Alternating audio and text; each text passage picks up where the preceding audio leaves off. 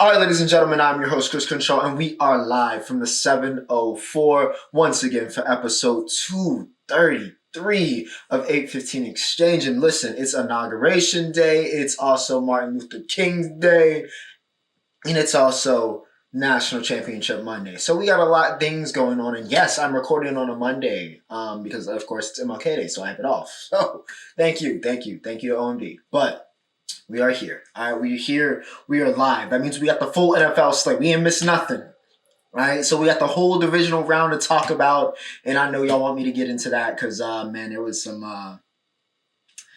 we just got a lot to talk about there. You know, we just got a lot to talk about there. We also had UFC 311 from the Intuit Dome. Was supposed to be bigger, but, Armand folded. But we'll still talk about that. That's going to kick us off today. We've got college basketball, Capture the Flag, still underway. We got a few things to talk about in music as for entertainment purposes. And, yeah, some stuff thrown in the Roundup for us to talk about, including talking about one national championship. A little preview before y'all get it tonight. But, as always, remember to like, share, and subscribe if you guys are enjoying the content. And as always, all right, if there is anything in this life that you're looking for, all right, timestamps embedded in the video, also in the description. My social media links. I may or may not have a blue check currently on Instagram. Go check that out. Maybe I'll post soon. We'll see. Something besides the story, we'll see. That's also in the outro, social media links in the description. But yes, all right, without further ado, like I said, ladies and gentlemen, we talk about the fight game and we kicking it off at UFC, all right? Live from the Intuit Dome for the first time ever. Of course, it was headlined by the lightweight, the pound for pound king. It was supposed to be Islam Makhachev versus Arman, but Arman, we really don't know what really happened, all right? They saying he did a back injury, which, again, during cutting, wouldn't be surprising, but also I think maybe he just wasn't going to make weight, which also could be similarly related to what I just said. So Arman has been pushed back to, the back. Unfortunately, we lose a really highly anticipated matchup. Renato Marciano, Marciano steps up, and I'm going to be honest, all right? Not going to do super elongated here. Islam did exactly what he was supposed to do. He slipped and then he said, you know what? This is over. Okay? Choked him out in round one. No surprises here. He's on to the next. I don't know who the next is. Could it be Charlie Olives again? Armand doesn't seem like Dana's too hot on that. We going to see. But yeah, Islam, easy work. So let's talk about the real main event. All right? The real main event. Merab just became the bantamweight king after knocking off Sugar Sean O'Malley in a decision.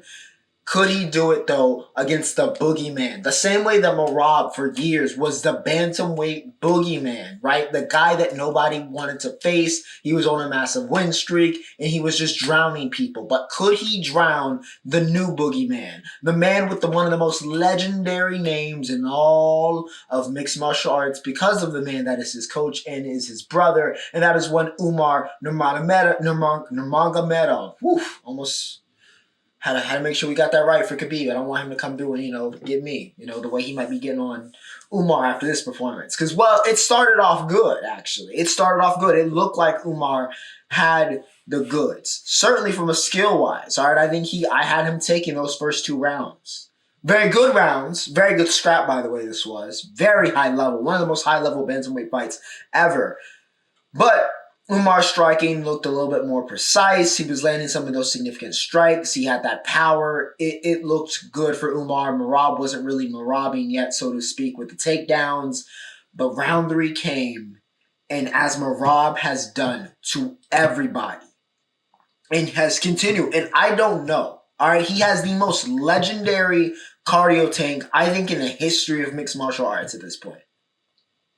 Nobody has ever utilized their cardio as a weapon to the scale that Merab has. Because you could start to see the levels just begin to drop for Umar. Round three, it dropped a little bit. Merab started to pick back up, started to get that sense of urgency. That pressure started to mount, and you saw that level drop. And then round four came, and he started getting the takedowns again. You could see the level drop. And then by round five, Umar was drowning. And Merab was in what cannot be described by anything except the flow state. All right, he entered the flow state in round five. The man was taunting Umar Nurmagomedov. He was looking at Khabib while Umar was trying to take him down with his arms up, taunting Khabib. Merab was in the flow state, and it was one of the most impressive performances I think we will see this year, and probably one of the most impressive performances in bantamweight. He drowned Umar, the boogeyman.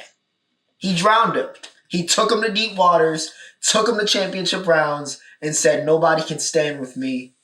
And it got proven. He was proven correct. All right, Merab with an all-time great performance, in my opinion, especially at bantam, which is, again, is just full with, great fighters, a bunch of former champions. It's one of the best divisions. If not, you could argue the best division, and Merab went out improved. All right, he also had the coolest shorts of the week. Okay, I love that. All right, even though it's not completely retrified era with the sponsors, still I do like that it's Reebok now, right? Correct. I do like that Reebok is allowing them to show some more personality with the shorts. Merab's was cool. All right, and he also proved himself that he is the true king at 135. So yeah, shout out to Merab and Umar. Great scrap, in my opinion. Should have been the main event, but I digress. I get it. Islam's the pound for pound king, which Dana also finally admitted to. I was very happy about that. Third fight down. All right. Last one we're going to majorly highlight. Okay. Jiri Prochazka taking on Jamal Hill. And I'm going to be honest. Hill was simultaneously better and also about what I expected. It was kind of weird. I was like, you know what? He's dangerous just because of how Jiri is. And Hill has some power. He's dangerous enough to maybe one shot he could catch Jiri. And there were moments. I think he actually took that, I think it was the second round that I think I had Hall, or I like a lot of people had Hill taking. But yeah, it looked for moments. It was like, okay, maybe he's figured out Jiri. He's landing a lot. Like maybe this could be, maybe this could be something. But Jiri said no. Round 3, he stepped it up. He took it to a different level. Also, even though, we did the classic, which I don't know, it's a light heavyweight stable at this point of just massive stare downs. Even though we had that and that tension, I do appreciate how the boys did, bring it together. They bring it together. And they kept it very cordial at the end. A lot of sportsmanship between the two. Even throughout the fight with some of the calls. Jiri's a samurai. All right, he's going to fight through anything. Poke me, I don't care. Hit me in the nuts, I don't care. Get me back out there. This is what I do. This is what I was born to do. All right, and Jiri went out. He knocks out Jamal Hill with a beautiful, what was that? I believe it was the right hook, right? That he caught on the counter. It was beautiful. All right, it was absolutely beautiful. Drops him and then just puts him down with strikes. Great stuff. Great stuff. Jiri looked improved. Not enough to where I would say, all right, he's taking out Peloton, but again, it was an impressive performance. The head movement looked a lot better, even though Hill was still able to land shots, which again, I'll give Hill some credit for, but Jiri looked a lot better in this fight. And yeah, proved why he is that second best light heavyweight in the game. But yeah, impressive performance. Not the end of the world for Hill. I think he gets probably Jotun Almeida next, honestly. Who took care of Spivak, KO'd him. This was a really good card. All right, it delivered up to the hype. I said it last week, and it delivered, okay? We had some good stuff here. RDR, he literally snatched Kevin Holland's leg and then choked him in about 1 minute, okay? It was wow. He said, you know what? I'm not elongating this. I'm not making this a super entertaining fight. The crowd started booing a little, but then they were like, oh, this is going to be over. And that's exactly what happened. So, yeah, shout out to RDR. Easily smoked Kevin Holland, who I don't know where he goes at this point. Peyton Talbot lost his O this week, though he is dating Frank Ocean. So, yeah, maybe something to look about their question. We'll see. But, yeah, Talbot lost his hype train this week. But, yeah, very, very good major card to kick off the year. So, yeah, good stuff from UFC 311. I know what's the next big card is 312, obviously. I'm not sure who's on it. I know we got that Izzy fight in Dubai coming up. So, we'll see if Izzy, how much he still has left, how washed is the last style bender. But yeah, good stuff from UFC 311, live from the Intuit Dome. And yeah, let's go over to hoops. All right, let's go over to hoops. Let's go to CBB. All right, because I got to talk about the boy. Once again, another week, I almost walked the Duke shirt. I could have done the jerk. I didn't do it, but I thought about it. And if it happens for another week, I might have to. Now listen, the ACC isn't great. Okay, I'm not going to lie to you. Okay, the ACC is not great this year. It's a down year for the ACC. However, it'd be one thing if Duke was simply just skating by and playing down to their opponent, but we're just waxing people. And to be honest, we played Murder's Row to start the season, including beating the number one team in the country currently, who I'm going to talk about very shortly. So hey, all right, get off our case. If we are mowing down and being a bust all through the ACC, that's what we're supposed to do. And you know what? I'm okay with it. All right, even though you love a challenge, but building the confidence. And hey, they've done it so many times, it'll be better for March. So it is what it is. But yeah, Duke take care of Boston College. And you might be, why are you covering Duke Boston College besides you being a Duke fan? Well, Cooper Flagg did more Cooper Flagg stuff. All right, 28 for him. Of course, this was his big semi-homecoming game, I'm going to be honest. A lot of people from Maine. He had a lot of family in Boston for this matchup. And yeah, he delivered. All right, he delivered. Him, Slim had 4-3. I mean, it was a treat to see. Yeah, Tyrese had 20. I mean, the only thing was the ref. Now, the only issue I had in this game was the ref, because that was a weak tech that he called on Coop for saying, give me that, I guess. Which, I mean, happens. I mean, it wasn't even that egregious. He didn't even, look at the dude. He just said, give me that. That happens all the time. All the time in games. But anyways, Cooper Flagg, again, number one overall pick, continuing to look better. I know a lot of people have talked about his offensive bag and whether that's kind of going to be the determinant of how much of a star. His offensive bag looks fine to me. I'm going to be honest. I know that's kind of the reputation, and your reputation will carry you for, a while until, eventually it just gets proven on a larger scale. But Coop's offensive game is not as raw as people are kind of making it up to. His shot making is he's getting what he wants when he wants right now. I don't know if you guys have been able to watch even the highlights, but if you're watching the game, Coop is a very, very good scorer currently. And if you look at his numbers since he turned 18, you would see that. But yeah, Cooper continuing to cook. Duke looking very, very good. Let's go to the SEC though, because while SEC is no longer football country, apparently, it is currently basketball country. All right, we've had some great, and we had some more banger games from the SEC with top opponents. Bama and UK squared off this week. And by the way, half the top 25 lost this week. Big week for upsets. But anyways, Bama and Kentucky. All right, Kentucky has been flying high. Mark Pope has not lost in the top 5 game. Well, that came all crashing down on the Saturday as Bama got it done 102-97 in an absolute shootout. Grant Nelson just decides and picks and chooses when he wants to become that Grant Nelson that a lot of people thought was going to be a lottery pick. He's not that guy anymore, but he showed up and surely looked like that guy in this game. 25-11 for Grant. Sears had 24-9. Oweh continues to be a star for this Kentucky team. That's the only other way to put it. He had 21, but it was not enough. Bama's able to outduel. Now I know some Kentucky fans were feeling a type of way, which is natural, of course, about maybe the refs weren't, some calls or whatever. Okay? I feel like we're going to be talking about refs a whole lot, especially with us talking about Kansas City a little bit later. But it is what it is. It's not the end of the world. It was only a 5-point loss. Of course, you want to win these games. But Kentucky, still way ahead of schedule. Bama, this is the type of win you need, especially when you're trying to make with Sears coming back and still having Grant. You want to make a championship run here. These are the games you got to win. They get it done. Auburn, of course, still without Broom. But, have no doubt, even though they were playing Georgia, who has been very upset-minded and pushed themselves into the top 25. Big reason, of course, is Asa Newell, again, the Mount Verde team, fucking ridiculous. But yeah, Asa had 16 in this game, but he wasn't the best freshman. No. That was one Tahad Pettiford.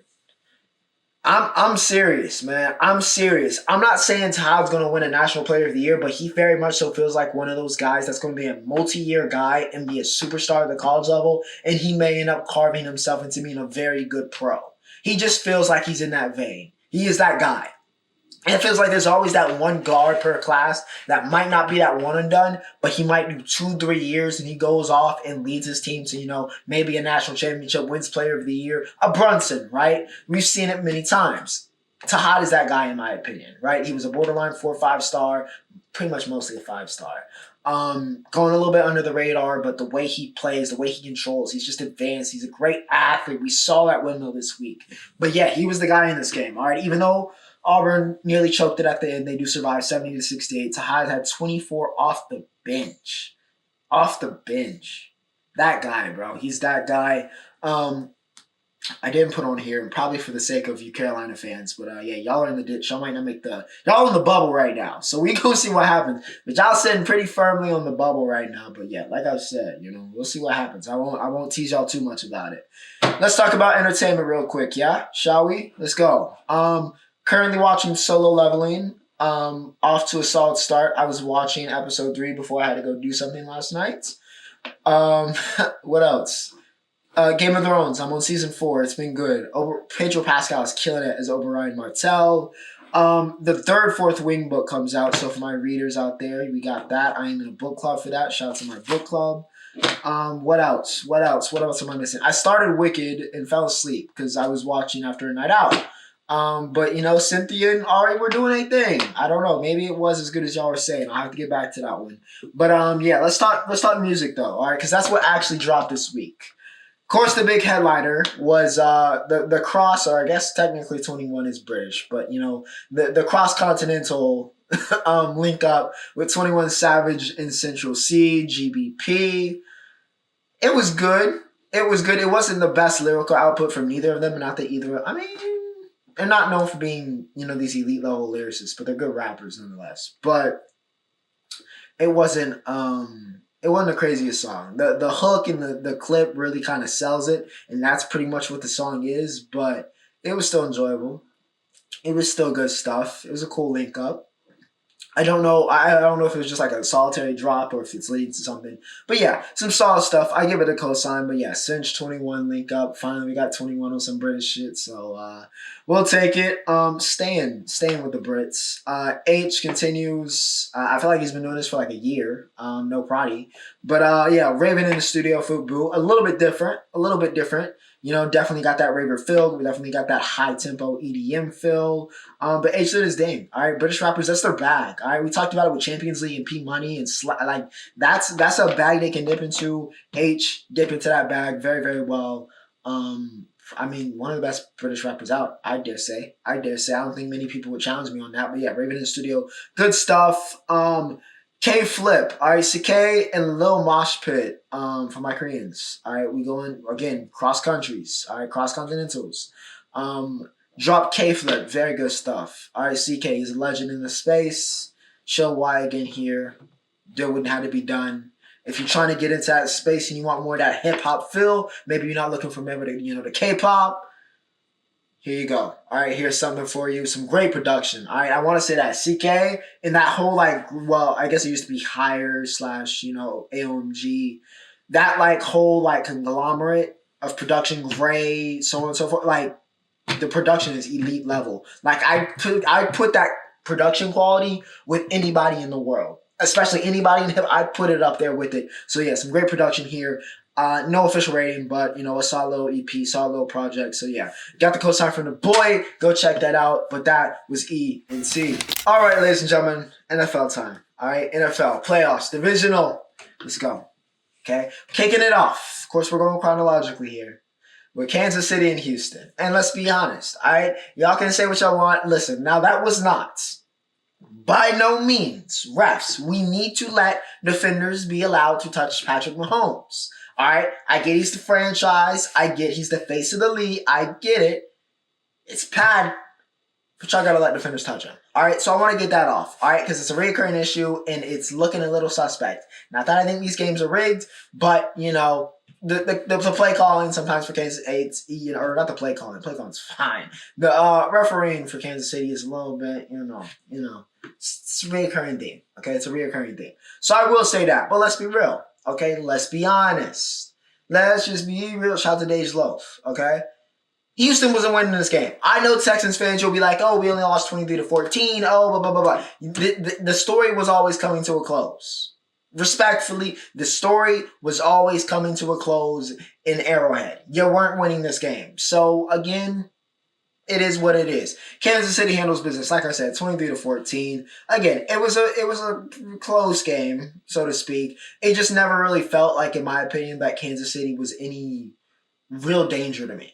Again, they've been here, done this so many times that it's yeah, we've won 3 championships. We've been here for, we're not really too worried about this, right? We're used to this. This is what we do. The playoffs is what we do at this point, right? Travis Kelce, old man Kelsey at this point. Maybe not as crispy in the regular season, but playoffs come, I'm gonna go break what is it? Was it Jerry Rice's record?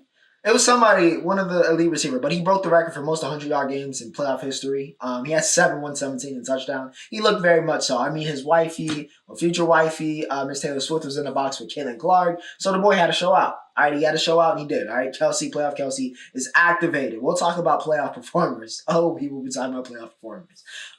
George Karlaftis also, again, the defense. That's the thing we don't talk about. We always talk about Pat. We always talk about Trav. We always talk about the fucking refs. All right, what we need to talk about is the defense. All right, because Kansas City's defense is showing up when it matters consistently. That is the one thing, and really this entire year, right? We talk about all these other great, defenses. How about Kansas City's, right? Because that's the thing that's kept them. When Pat's not having a great MVP season, Kelsey's in hibernation, they're not blowing the doors off of people offensively. What has helped them afloat and kept them as good as Kansas City has been these past era?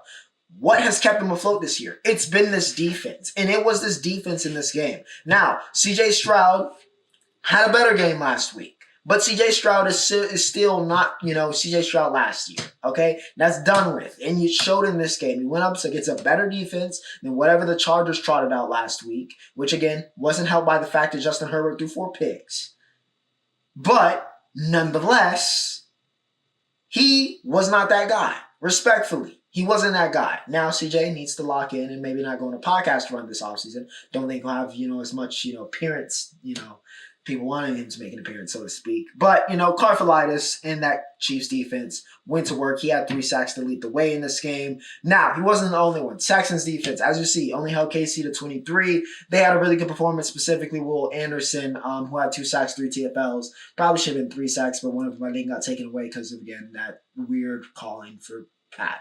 But, Will Anderson very much so looked like the top 5 pick and guy he was supposed to be, baby Derek Thomas, whatever you want to call him. All right, he was a menace, okay? Looked very much so like a menace. It was a great week. All right, that was one thing I will say. It was a great weekend. Wasn't completely great for everybody, but it was a great weekend for young pass rushers. Karlaftis, Will Anderson, Jared Verser we'll talk about. Hell, Jalen Carter in that same game. But we'll talk about that, all right? We'll get to that, but for now, Chiefs handle business, take care of the Texans. Washington and Detroit. I am fucking disgusted. I am disgusted. I am sick to my stomach. I'm sick to my stomach, and it's still probably not as bad as it is for Detroit Lions fans. 45-31, though I can't believe I'm saying this, the Washington Commanders are going to the NFC Championship. Now, I've glazed Jaden Daniels. Now, I've glazed Dan Quinn. But you know who deserves this? All right, as I read off, Jaden Daniels is 299 and 2 touchdowns. He made the plays where it needed to be, yada, yada, yada, rookie of the year. You've heard it a million times. Cliff Kingsbury needs some credit. My boy Cliff Kingsbury needs some credit. All right, because everybody was like, he can't be a head coach. We don't know how good he really is as an OC without a generational talent. And what are y'all going to say now? And I know some people would be like, but Jaden is a trick. Calm down, first off. We're not doing this. Y'all did this with Stroud last year, and that's why I'm not anointing JD this year, even though he's having a hell of a run right now. Matched my quarterback in playoff wins. But Cliff Kingsbury needs some respect, all right? What he's done with this offense, the way he's been able to get JD comfortable in this system to where he can spread the ball out. Go find a De'Ami Brown here for 6 receptions, 98 yards. Feed B-Rob, who had 2 touchdowns in this game. The way they've utilized the talent that they've had and that they've acquired, and the way they've nurtured that in this offense, credit has to be given to Cliff Kingsbury for the play calling. He makes it easy for Jaden. He does. He does. Not that Jaden doesn't have a challenge, and obviously everything you have to go through as a rookie quarterback, but Kingsbury is doing exactly what you would want a great offensive coordinator to do for your young offense. He has engineered it perfectly, and it is paying dividends. Now, Detroit's Achilles heel was always going to be this defense, all right? They have lost too many players, 12-13, I believe, 12 or 13. All right, and of course, Hutch was the big one way early in the season. That was always going to be the Achilles heel. So I'm not surprised to see them get a 40-burger dropped on their head. I just didn't think it was going to be Washington. But you know what? Credit to Cliff Kingsbury. Credit to B-Rob, Diami, JD, like I said. But like I said, Kingsbury leading the way there. However, let's be real here. Jared Goff had a disaster class. I mean, a disaster class. It wasn't the worst disaster of a class of the week because of what happened in Baltimore. Or in Buffalo, technically, but for Baltimore. But it was a disaster class nonetheless. 313 yards, because Jared Goff can pass for 300 yards in his sleep, especially with the weapons he has. But 1 touchdown and not 1, not 2, but 3 interceptions. They had 4 of them as a team because they trotted J-Mo. Again, I love Ben Johnson and honestly wouldn't be mad if he was the next head coach of the Dallas Cowboys. But in a situation like that, are we really doing a trick play and then just letting J-Mo just kind of launch it up for is that really the move? J-Mo also had one of the most out-of-pocket celebrations I've ever seen in my life in this game. But yeah, Goff was horrible. All right, absolutely horrid. Literally through the game. Everything we were talking about with Justin Herbert and Sam Darnold, we didn't talk about, but that happened the day when I dropped the pod. Had a disaster class last week. Yeah, Goff took that place. All right, he showed this is why the Rams got rid of him. That's why we went with Stafford. That's why we traded QBs with y'all. Because you know what, Goff, he showed up in the regular season. He looked good. He was putting up big numbers. But when it mattered, he was Jared Goff. When it mattered, when the time came for him to step up, he was Jared Goff. So as much as we can say, yo, the defense didn't show up in this game for Washington, Goff threw 3 picks. Y'all scored 31. If he doesn't throw 3 picks and y'all convert here, maybe y'all win a shootout and y'all advance to the NFC Championship to face Philly. But no. Goff with an absolute disaster class. Jahmyr Gibbs played a great game, 105, 2 touchdowns. He also had 6 receptions, 70 yards. ARSB had 8 and 137, fight on. But yeah, Goff's disaster class, that no defense. Felt very bad for Dan Campbell because he was very emotional in the presser, talking about it was his fault. Dan, it's not your fault. All right, and if that's my coach, I will die on the field for Dan Campbell. All right, I wish I had a Dan Campbell. I wish the Cowboys had a Dan Campbell who will take responsibility. Is he flawless as a coach? No, but you know what? He is the guy you want to build a culture around. I think the Lions are fine, but they do need to ask questions. All right, they got a little unlucky here, but you know you've elevated still, but you can't stagnate. All right, and Goff with that. Not saying you have to, but something you need to consider, and also maybe why Hendon Hooker didn't get in the game. I don't know. All right, I don't know. We will see. But Washington, I can't believe I'm saying this, are going to the NFC Championship. Where, as I said earlier, they will be playing the Philadelphia Eagles, even though they tried to choke this at the end. Shout out to Puka. But ladies and gentlemen, simply put, there were a lot of MVP candidates this week. Of course, 2 of them played each other in the game I'm talking about after this. But neither of them looked particularly good. Spoiler alert. The one MVP candidate that actually looked like an MVP this week, and you know what? Maybe we should give it to him, even though he didn't break the rushing record. 205 yards and 2 touchdowns and a bunch of 60-yarders, it felt like. Saquon Barkley with an absolute... We talked about disaster classes this week, and we will be continuing to. But let's talk about an absolute masterclass, all right? Saquon Barkley, the best running back in the world. In the world. This is the peak Saquon. This is the prince that was promised. And this had to be a really rough watch for New York Giants fans to watch him when one of your chieftain rivals go off in this format when it matters in the playoffs. In the snow, breaking off 70-yarders to put the game away. It was glorious, all right? If I wasn't a Cowboys fan, I would have cried tears because it was a beautiful performance. All right, it was art. It is beautiful. He's just an aesthetically. He's one of those aesthetically pleasing players to watch because you just know he's going to break off one of those like crazy ones where he has perfect footwork through the hole. The Eagles clear the hole, and it's just he's going to break a tackle and he's going to go like 60, 70. Nobody's catching him. It's great. It's great. He's been doing it since Penn State, but it's great. Honestly, probably before that. Probably when he was in Jersey. He definitely was doing it. Probably, honestly, with the stories we've heard since he was a child. But it's beautiful to watch. All right, I will not say. I can't be a hater here. It was beautiful to watch. It was the best performance from an offensive player, in my opinion, that we saw all week. All right, he took this game over, and he was that guy. When Hurts was not that guy, because let's be real, Hurts is not that guy. He's not. He's not bad, but he's not that guy. He's not elite. But Saquon, he's elite. And that was the difference between the Eagles and another team we're going to talk about in purple that we're going to, like next game that I talk about. That was the difference, right? They recognized, we got a star. He does this. We're going to feed him in the snow, and we're going to win this game. The other team didn't do that. So, yeah, shout out to the Eagles for, doing what they got to do. Now, Mr. Matthew Stafford had 324 and 2 touchdowns. Kyron Williams had 106. Puka had, a very good game as well. Okay, that catch on the sideline was very good. All right.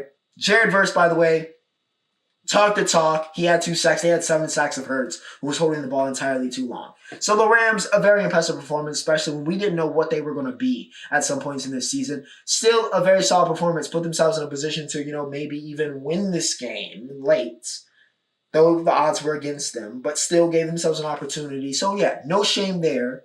But the Eagles, Saquon Barkley, different breed. All right, he's a different breed. He is the type of guy that can lead you to a Super Bowl. Giants fans, look away. All right, also, I guess with, the fact that y'all pretty much, gave the Commanders that Jaden Daniels pick, considering y'all could have picked him, maybe it's a little bit of a sore spot, watching the NFC East battle it out for, the NFC Championship. I know it is for me, but I know it's got to be real rough for you Giants fans between Daniels and Saquon. So, yeah, tough one for y'all. Poor one out for you Giants fans. Moving on to the state of New York, though. All right, the Bills and the Ravens. This is the most anticipated matchup of the divisional round. It was the MVP Bowl.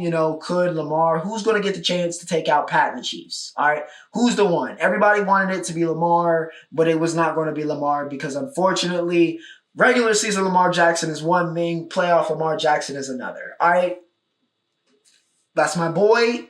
And maybe he should still be the MVP because that's a regular season award. But he had a disaster class in that first half. All right, it was a disaster class. The interception, the fumble, it was just bad. All right, it was a no good, very bad first half for Lamar Jackson. Now, he corrected that. He corrected that in the second half. Hell, the Ravens finally remembered they had Derrick Henry and were starting to see some progress, especially in that third quarter, before they forgot that they had him again in the fourth. And then Mark Andrews, legendary tight end for the Baltimore Ravens, one of the best in this era overall, certainly at what the time was probably a legend in Baltimore, honestly, for all of the receiving records he's been claiming. All right, he has been that number one guy for Lamar Jackson. He has been that consistent factor in what has been a receiving room that has been kind of a little bit of an alternator. But Mark Andrews, when it matters, boy, oh boy, had the worst disaster class of the week. It was the fumble. That was one. And then it was the drop. They get down the field. Lamar does a great strike. They just need the 2-point conversion. Which, first off, once again, he had 16 carries in the snow, which drives me up a wall. You have Derrick Henry, 1,900 yards this season rushing. You have Derrick Henry in the snow. Run Derrick Henry. When you ran him, he feasted, and for some reason you gave him 16 carries in a must-win game in the playoffs. A legacy-defining game. You gave Derrick Henry in cold weather, when it's prime running time, prime throwback, hard-nosed football, you gave the man 16 carries. You were on the goal line multiple times, and you did not think, oh, wow, I have the 6'3", 240-pound demon behind me. Let me just let Lamar hand this off, and King Henry gonna get in there. Which you could have done on this play. But I digress. They decide to throw it. And you know what? It works out. Or it should have worked out. But Mark Andrews, once again, having the worst game a human could probably have in a game of this magnitude, lets it just fall off of his hands. Hit him in the stomach, hit him in the chest, hit him in the hands, hit him in the fingers, hit him on everything you can catch with, and the boy dropped it. He dropped it. Sold it. All right? I said last week, I don't like to blame people, but you know what? We're going to blame Justin Herbert. Well, I'm going to blame Mark Andrews. Mark Andrews sold this game. Not saying that the Ravens would have won it in OT or whatever it was, but Mark Andrews sold this game. Even worse than Lamar, who showed up in the second half. The first half, all right, playoff Lamar. But he showed up in that second half, played a little bit better. But Mark Andrews completely sold this game. For everything he's done for Baltimore, the man is banned. He is banned from the city of Baltimore. I don't know if he can go back. I don't. I don't know if they're going to let him back in. I don't know if it's safe for him to go back to Baltimore. With what they were saying on Twitter all last night. I mean, I saw some craziness. I'm not going to repeat it because I get, demonetized.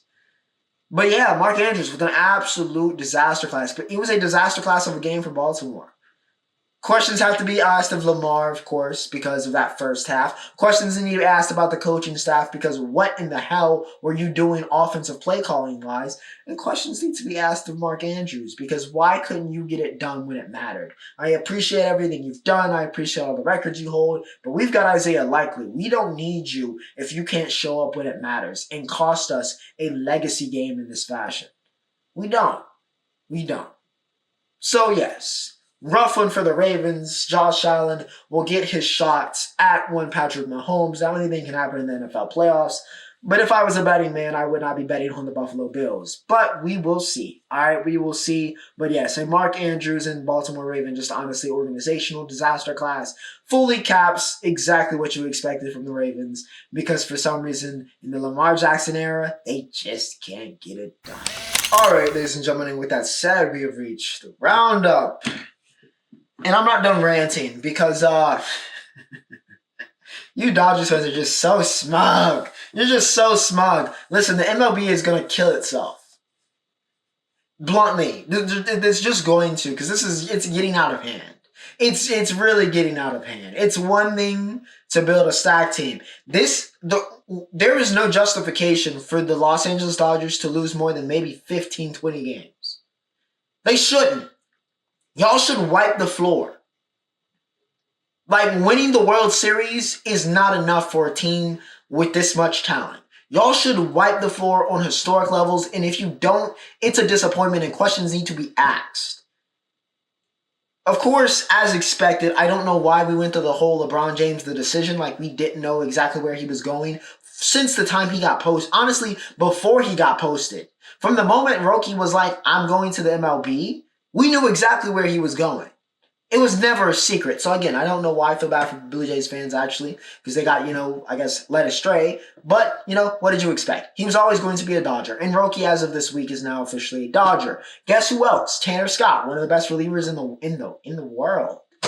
He's also a Dodger this week. Hell, apparently there was some highlight tape of you throwing a pitch in recess from like 15 years ago. Yeah. You just got a contract from the Dodgers to come play baseball. Because they're signing any and everybody with a half gallon of talent. I mean, they have taken all of the top free. I mean, it's ridiculous. It's ridiculous.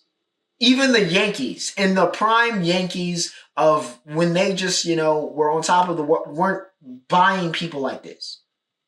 This is ridiculous. They're signing every top free agent. Like I said, there is no excuse. There is no excuse. The World Series should be a foregone conclusion. We should be able to engrave the World Series today and put your name on it and have no doubt that not only will you win it, but you are going to potentially just sweep the playoffs. This might be the greatest MLB team ever assembled, and it's not remotely close. And y'all aren't done. So yeah, sure, kudos for being a great organization, but the MLB needs to get underhand or they're going to have a very, very big issue, a very big Dodger-sized issue in Los Angeles about competition and one team just kind of, making a mockery of the sport. So we'll see what happens there, but yeah, Dodgers signing everybody, and probably you. Soccer. Let's talk about soccer. Let's go overseas to calm it down. Because Kylian Mbappe, y'all said he was washed. You said he was gone. You said he couldn't fit. You couldn't do it for Real Madrid. And it's done. The conversation's over with. I'm ending it. No more. No more. I've been saying it for a while, but it's done now. Oh, after what happened yesterday, it's over with. No. I don't want to hear it anymore. A brace for Kylian Mbappe. And honestly, could have had a hat trick. Probably should have had a hat trick in the playmaking. He's back. The Prince of Paris might be the King of Madrid, so he's back. All right, the best in the world is back. Nothing else needs to be said. Mbappe back in form, and that is a spooky sight for everybody else. Man U, however, is still not in form, but I honestly don't know what form looks like for Manchester United. It looked like they had hope last year. They got a new, and it's like they keep finding ways to find a new low. They get to find the ceiling. They reach the ceiling and then they fall all the way down to rock bottom, and then they find a new ceiling to hit, and then they fall all the way down to an even deeper rock bottom. It's remarkable. It's honestly remarkable. Man, you thrashed by Brighton this week. It's just I don't know how to fix that team. I don't, and their manager doesn't know how to either apparently. So yeah, not good for the Red Devils. They are not. It's rough. Now back stateside for another team in red, it's been great, even though they just lost for the first time in forever. The Houston Rockets, number 2 seed in the West, Jalen Green. I called it. I called it at the top of this month. I was like, this might be the superstar month, but I don't know if it's the superstar month or Jalen Green might just be Jalen Green now. He might just be a new Jalen Green now, at least I should say, if we're talking about the NBA. Now, high school, G League Jalen Green was that guy. And we're starting to see that guy a lot more frequently nowadays. 8 straight 20-point games, longest of his career. Him and MJ are the only, shooting guards in the history of the league to go like 8-something games with over 60% true shooting. He's on fire. All right, he is on fire right now, looking elite, and that is something that raises the profile of this Rockets team and makes them. I picture them for maybe a Thunder-like jump, and it all depended really on if Jalen Green could make that jump to All-Star, and he looks like he is doing that. So yeah, JG still cooking, Rockets looking dangerous. Shai is looking like the MVP. Anything else happen? The Lakers are, Lakering. Yeah, that's about it. That's about it for the NBA. Of course, though, to end us off here for episode 233, I'd be amiss, even though, of course, it's happening today as I drop this episode. But the national championship, all right? Ohio State, Notre Dame, quick little preview here. I think this game is very, very simple. All right, it's very, very, very simple. If Notre Dame comes out in man coverage, which you've probably heard 15 million times, but I will say it just very briefly here. If they come out and play too much man coverage in this game, not that they can't, but if they play too much of it, they're going to get butchered. They're going to get butchered. Okay, they will get butchered. Even if it's not JJ, which it probably will be JJ, it will be a Mecca. Or maybe even Carnell will step up. Or it could be Brandon Ennis. That's the thing with Ohio State. They have weapons galore. Doesn't matter if it's not the super freshman. It could be the other first round pick, or the other first round pick, or the other first round pick, because that's how this team is composed. It's so talented offensively. They've got endless weapons. So if you run that man coverage, it could get wicked. All right, and I think it could get wicked if that happens, especially with the way that Ohio State defense has been playing here in the playoffs since that Michigan game. Captain Jack, JTT. Cody Simon, and I'd be amiss if I didn't mention the best defensive back in the country with respect to Jody Barron. His name is Caleb Downs. It could get wicked, especially when Notre Dame's offense is not that great. Riley Leonard is, he can do some stuff with his legs, his big body, but I'm not trusting him to win a game through the air. And of course, they don't really have too much. They don't have the same caliber of weapons that Ohio State does from a receiving standpoint, even though Greathouse had a big game last time. Jeremiah Love, how healthy is he? But that front seven with Ohio State's been playing very, very good. Now, Notre Dame needs to strike early and strike often. All right? They need to play the cleanest, best game they've played all year, and they need to play the best defensive game they've played all year. That is the path to victory. Marcus Freeman out-coaching Ryan Day, and that defense showing up, maybe causing some turnovers, because Will Howard can turn the ball over. So if they can cause some turnovers on Howard, they can get to that pass game, slow that down a little bit. They can win this game. But Ohio State definitely should have the advantage here from a talent perspective, from a way that team is playing perspective. I would expect them to walk away with the national championship here, but we will see. Like I said, Notre Dame, you need to win the turnover battle, and you need to strike fast, all right, and early. Get Ohio State playing from behind. All right, put the pressure on them because I don't know if Will Howard can take it. For OSU, you need to go out and do what you've been doing. And if they come out man coverage, let it rip. Let it rip. Don't overthink it. All right, simplify the game. But should be an interesting national championship. All right, not two teams that we may have expected as the playoffs began, but the two teams that we got, and I will not complain for the first year of the 12-team playoff. But yeah, we will see whether Ohio State or Notre Dame walks away with it. But ladies and gentlemen, that is it for episode 233. I hope you guys enjoyed. enjoyed. Monday episodes are always a lot of fun for me, a lot more comfortable because I get to just do them and relax after I edit and go to the gym, and I get to actually get everything that happened on Sunday. It's just better, but you know, we gotta do what we gotta do, you know. But with that said, hope you have a great Martin Luther King Day for my people here in the States. Without further ado, Ocho signing off.